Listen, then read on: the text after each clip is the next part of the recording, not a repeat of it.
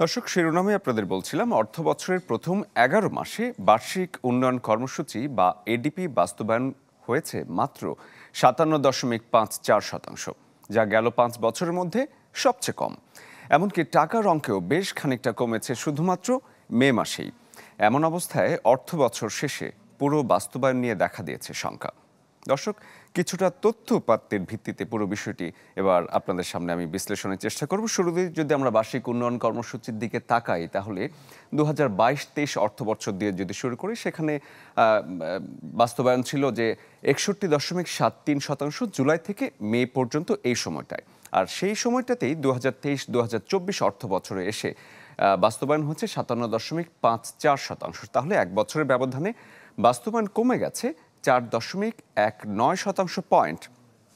এই বাস্তবায়নের পরিমাণটা যদি আমরা টাকার অঙ্কে দেখি, সেই জুলাই থেকে মে মাসের মধ্যে যদি ধরি, তাহলে 2022-2023 অর্থ বছরে 1,46,021 কোটি টাকা বাস্তবায়িত হয়েছে। আর 2023-2024 অর্থ বছরে এসে সেটি কিছুটা বেড়েছে, টাকার পরিমাণটা বেড়েছে 1,46,375 কোটি টাকা। মোট বাস্তবায়নের পরিমাণ শুরুতে যেটি দেখালাম কমে গেলেও টাকার পরিমাণটা বেড়েছে মাত্র 354 কোটি টাকা, যেটি খুবই অল্প পরিমাণ।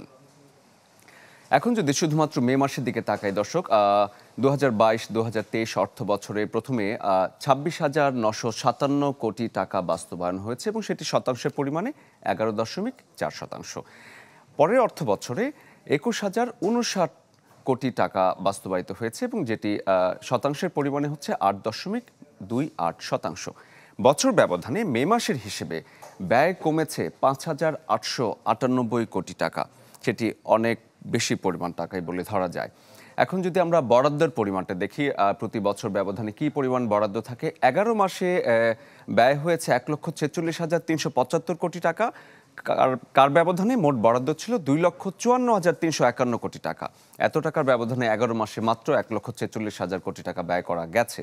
জুন মাসে ব্যয় করতে হবে 1,08,016 কোটি টাকা, তাহলে হচ্ছে এডিপি যে পুরো বাস্তবায়নের লক্ষ্যমাত্রা সেটি অর্জিত হবে। আর শতাংশের পরিমাণ আমরা দেখতে পাচ্ছি 42%-এরও উপরে।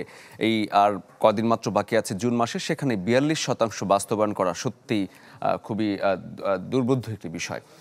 যদি আমরা দর্শক গত 5 অর্থ বছরের দিকে তাকাই, তাহলে 2019-20 অর্থ বছরে এডিপি বাস্তবায়ন করা গেছে 57.37%। তারপরে অর্থ বছর 2020-2021 সেখানে বাস্তবায়ন করা গেছে 58.36%, মানে 19-20 থেকে কিছুটা পরিমাণ বেড়েছে, 1% মতো বেড়েছে। 2021-22 অর্থ বছরের দিকে যদি তাকাই, তাহলে সেখানে অনেকটাই বেড়েছে, 64.84%।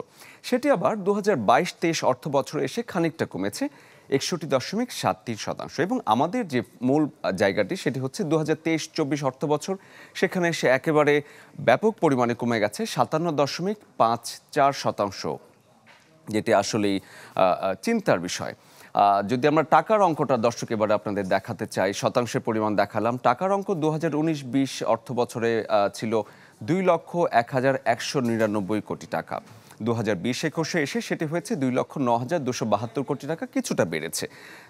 যার পরের অর্থ বছর 2021-2022 অর্থ বছরে এসে সেটি হয়েছে 2,19,601 কোটি টাকা। 2022-23 অর্থ বছরে 2,36,560 কোটি টাকা ছিল। 2023-2024 অর্থ বছরে এডিপির বরাদ্দটা ছিল 2,54,319 কোটি টাকা। সেই এত টাকার মধ্যেও খরচ করা গেছে মাত্র অল্প পরিমাণ এবং 42% মতো এখনও কিন্তু দর্শক বাকি রয়ে গেছে। দর্শক, এডিপি বাস্তবায়নের যে হার এবং এডিপি বাস্তবায়ন নিয়ে প্রতি বছরই যেটি থাকে যে শেষ মুহূর্তে এসে আর বাস্তবায়ন করা যায় না, কিছু টাকা ফেরতও চলে যায়, সেই পুরো চিত্রটি আপনাদের এতক্ষণ দেখানোর চেষ্টা করছিলাম আমি।